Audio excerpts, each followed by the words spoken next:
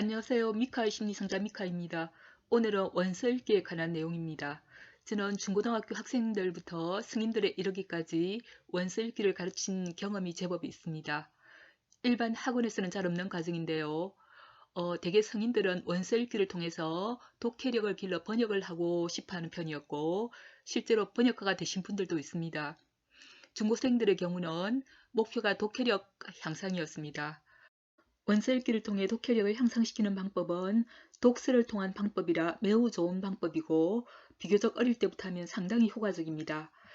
게다가 단지 영어 점수 높이는 방법으로 하는 것이 아니기 때문에 이후에 영어에 대한 진짜 관심으로 이어질 가능성이 높습니다. 이 부분이 원서 읽기의 상당한 장점이라고 생각합니다.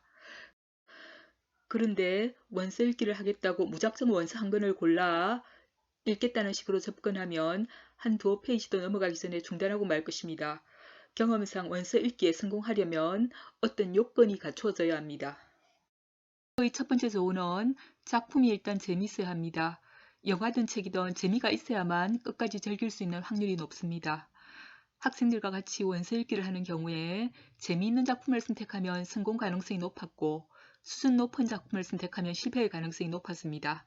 한 예로 찰리와 초콜릿 공장, 마틸다 같은 로알드 달의 작품은 내용이 흥미로울 뿐만 아니라 문장이 문법의 틀에서 별로 벗어나지 않는 포뮬화 문장이고 이를테면 규격에 맞는 문장이었기 때문에 학생들이 배운 문법을 적용시켜가며 읽기에 꽤 좋은 작품이었습니다. 그래서 일단 읽기 시작하면 완독률이 매우 높았습니다. 그리고 적절한 분량도 완독에 일조했습니다.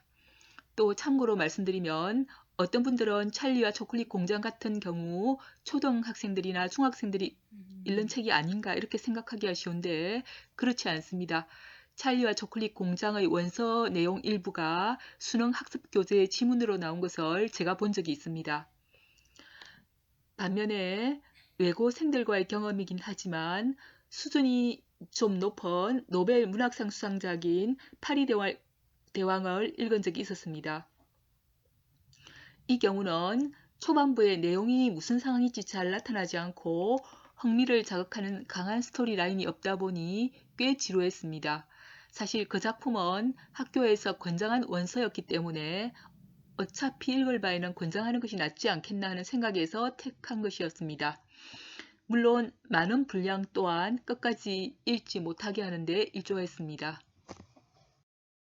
결과적으로 두 번째 조언은 혼자서 원서 한 권이라도 온전히 읽어내고 싶다면 처음에는 분량이 많지 않고 비교적 대화가 많고 어려운 단어가 많지 않은 혹은 모르는 단어가 나와도 내용을 파악하는 데 크게 지장이 없는 추리소설이나 미스테리 소설을 선택하시기를 추천합니다. 분량은 50페이지 정도면 딱 좋을 것입니다. 대체로 이 분량은 코난 도일의 홈저 단편 시리즈 분량 정도입니다. 추리소설이나 미스테리 소설이 참 좋은 점이 일단 앞부분에서 호기심이 발동하면 이야기가 어떻게 전개되어 나갈지 혹은 범인이 누구인지 알고 싶어 진도가 잘 나가지 않으면 건너뛰고서라도 범인을 찾고 있을 것입니다.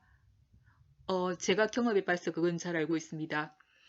저 역시 추리소설 기법으로 쓰인 중편소설을 읽은 것이 원서를 온전하게 읽게 된 시초였습니다.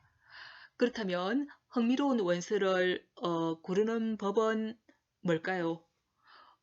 원서 시작 한두 페이지만 읽어도 자신한테 맞고 자신이 재미를 느낀다면 느낌이 옵니다.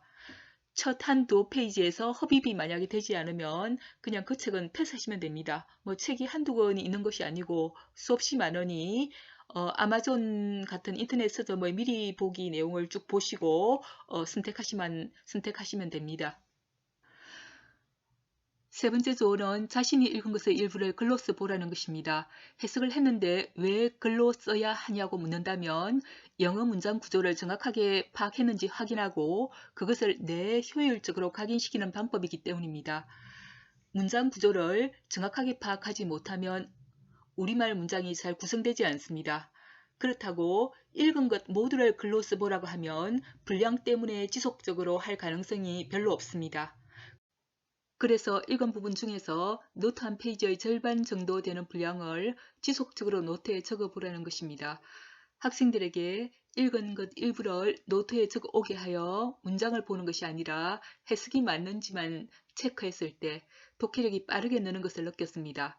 처음부터 바로 해석을 적으라고 하면 힘들어서 잘 못하지만 일단 해석을 하고 난 후에 글로 써보는 것은 그렇게 어렵지 않습니다. 감사합니다. 도움이 되었다면 구독과 좋아요 부탁드립니다.